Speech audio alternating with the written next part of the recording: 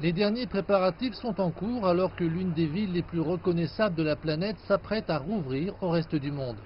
Les gondoles traversent à nouveau le Grand Canal, mais pour l'instant la clientèle est composée de Vénitiens. Depuis mercredi, l'Italie a rouvert ses frontières et permet les déplacements entre les régions.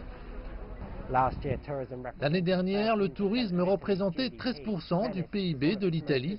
Venise est l'une des destinations les plus visitées du pays.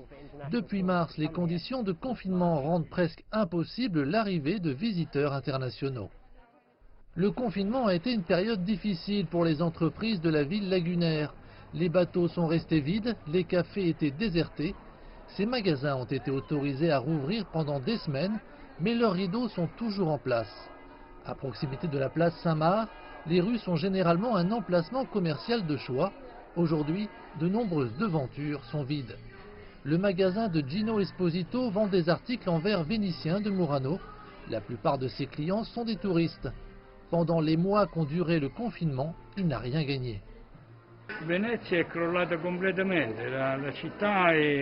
Venise s'est totalement effondrée, la ville était morte. L'économie a chuté de 95%. Espérons que tout le monde va bien pour que nous puissions tous rouvrir les frontières et reprendre notre vie, car maintenant nous ne vivons plus. Des inondations records en novembre, suivies de la pandémie mondiale en mars, ont constitué une combinaison dangereuse pour une ville dépendante du tourisme. Eleonora Favin gagne sa vie en vendant des chapeaux. Alors que le virus frappe la région de la Vénétie, elle stocke maintenant le dernier accessoire à la mode à destination des habitants et des touristes. Des masques faciaux du plus bel effet. Nous avons d'abord été pénalisés par la montée des eaux. Il y a des commerçants qui attendent toujours le paiement des dommages dus aux inondations. C'est vraiment triste. Ce coronavirus nous a mis KO. Une situation qui a eu un impact majeur sur l'industrie hôtelière de la ville. L'association des hôteliers de Venise regroupe 400 hôtels de la ville. Actuellement, seuls 20 de ces établissements sont ouverts. Le confinement a été le coup de grâce pour l'hôtellerie à Venise. Les recettes ont baissé de 93%. Cela signifie que d'un point de vue financier et économique, cette année sera désastreuse pour les entreprises.